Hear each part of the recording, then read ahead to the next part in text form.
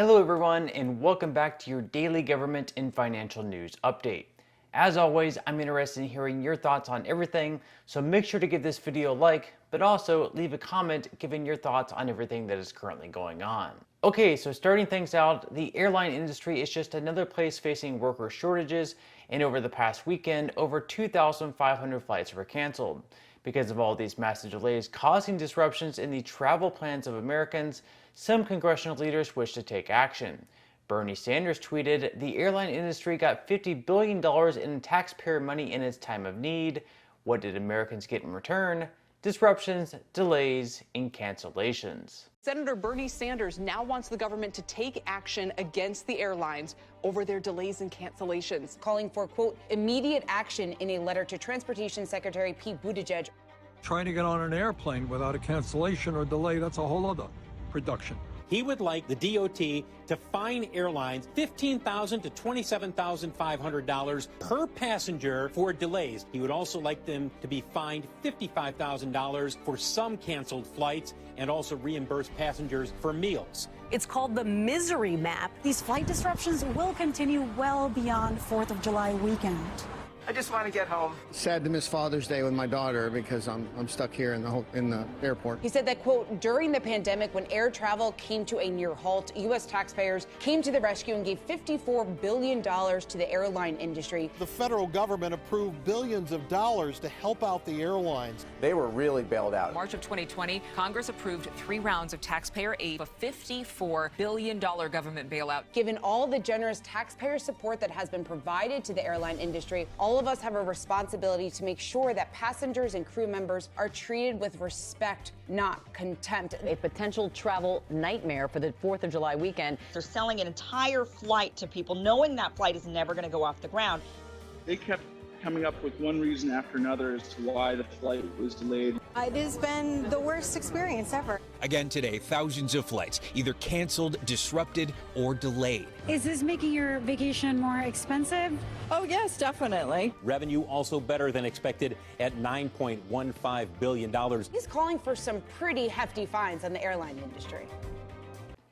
So Sanders here is proposing that the Department of Transportation impose massive fines on airlines for delays and some canceled flights. Now, for pilots, the retirement age is currently 65, so some have argued that perhaps we could increase that age in order to increase the pool of available workers who could fly the planes. When Transportation Secretary Pete Buttigieg says he would prefer the 65-year-old retirement age stay in place, he can't hold back a smile when asked about President Biden, who is almost 80. I know you oversee the FAA as well. There are worker shortages there.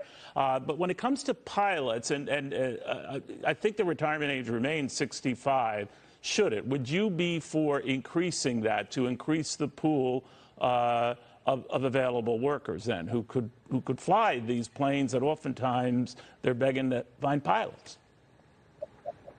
Look, I'm much more interested in raising the bar on things like compensation and job quality than lowering the bar on something like safety. And when you get to these training hours, the retirement age and those things, those are fundamentally safety regulations.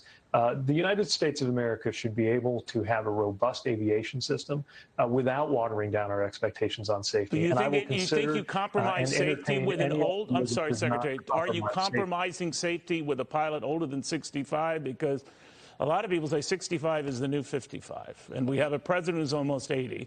So what's the big deal if we went up a few more years?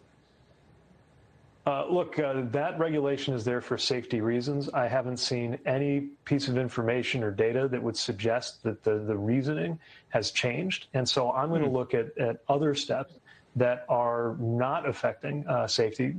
Okay, now moving on to some news regarding Social Security beneficiaries, where next year payouts could increase by more than 10% due to the cost of living adjustment based on inflation. This year, Americans receiving Social Security benefits received an average increase of about $93 per month, with a 5.9% increase. As for next year, the Committee for a Responsible Budget predicted that the average senior could receive an increase of anywhere between $120 to $180 per month.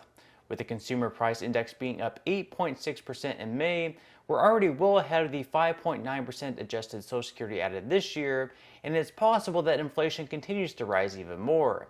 According to the Committee for a Responsible Budget, inflation will only keep rising and the cost of living adjustment for next year will be right around 10.8%.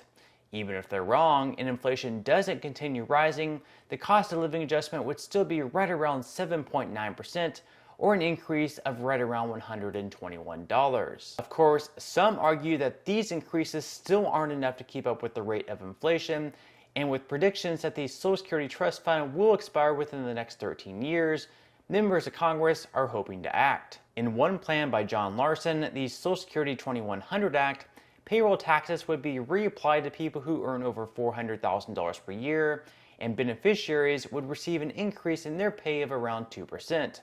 Additionally, they would change the formula for the cost of living adjustment in hopes that it better reflects the costs typically incurred by seniors, such as on health care and other necessities.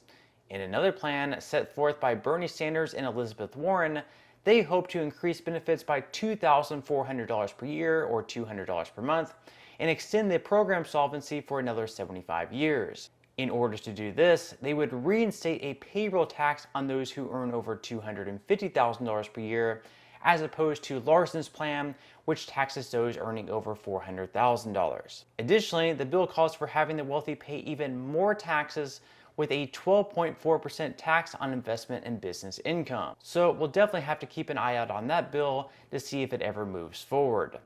Okay, now moving on to some money news, where the S&P 500 was up slightly yesterday, gaining 0.16%, the Dow Jones declined by 0.42%, and the NASDAQ rose over by 1%. Even though the S&P 500 jumped up slightly yesterday, as Congressman Lance Gooden points out, the S&P 500 is having its worst year since 1872.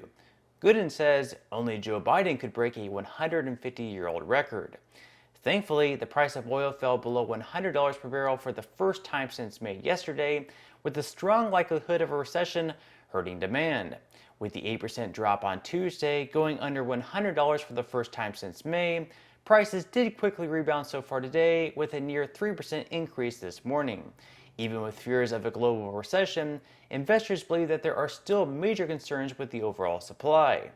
In the stock market, futures are down slightly so far, with the Dow Jones down 0.29%, the S&P 500 down 0.42%, and NASDAQ futures down 0.31%.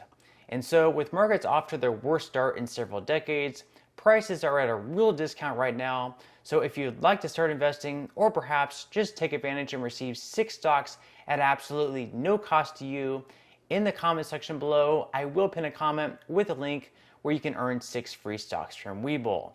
Now, once you open your account, you'll receive the first 2 stocks for free. Then, once you make a deposit of at least 1 penny, you'll then receive the other 4 stocks, again, at no cost to you. On top of that, if you activate Webull Crypto and complete at least 1 trade, you'll also be able to claim $5 of Bitcoin or any other cryptocurrency of your choosing. Speaking of Bitcoin, the price is currently up over the last day, now back up over the $20,000 mark. But on that note, I'm going to go ahead and wrap up this video. If you enjoyed the content in today's video and you would like to see more like it, I would encourage you to give this video a like, subscribe to my channel, and ring the notification bell. That way, you will be the very first to be notified when I do release future videos. And until next time, I hope you have a wonderful rest of your day, and I'll see you in the next video.